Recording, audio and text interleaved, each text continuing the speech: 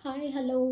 நாளைக்கு 2 விதமான விரதம் வருது. அதாவது யாருக்கெல்லாம் திருமணம் ஆகலையோ, அல்லது யாரெல்லாம் ரொம்ப நாள் திருமணத்திற்காக வெயிட் பண்ணிட்டுருக்கீங்களோ, அவங்க நாளைக்கு சஷ்டி விரதமும், அதாவது ஸ்ரீ முருகனோட விரதமும், அதே மாதிரி விஷ்ணு அவர்களோட விரதமும் நாளைக்கு வருது. நாளைக்கு ரொம்பவுமே உகந்தனான நாள். அதுக்கு ஒரு சின்ன உபாயம் நான் குடுக்குறேன். ஒரு வெத்தலையில நீங்க யார திருமணம் செஞ்சுக்கணும் அப்படின்னு நினைக்கிறீங்களோ, அவங்களோட பேரும், அல்லது உங்களோட பேர் மட்டுமே. இல்ல உங்களுக்கு யாராவது பார்ட்னர் இருக்காங்க, நீங்க யாராவது விரும்புறீங்க அப்படின்னா, அவங்களோட பேரும், உங்க பேரும் ஒரு வெத்தலையில.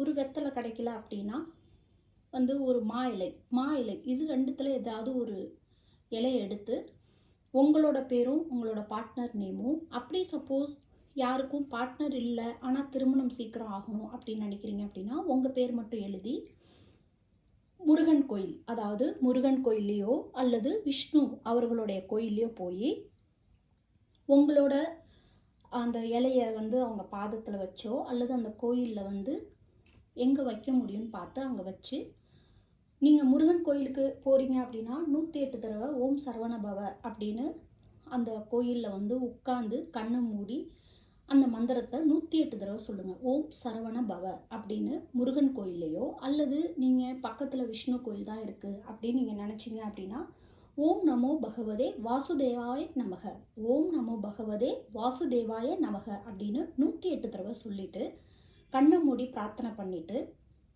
நீங்க முருகன் கோயிலுக்கு போறீங்க அப்படின்னா, நல்லெண்ணெயில ஒரு அகல் விளக்கு போடுங்க. அப்படி இல்ல, நான் விஷ்ணு கோயிலுக்கு தான் என்னால போ முடியுது அப்படின்னா, அங்க ஒரு அகல் விளக்கு போடுங்க. ஸோ இந்த மாரி பண்ணிட்டு வரும்போது, நாளைக்கு ரொம்பவுமே உகந்த நாள்.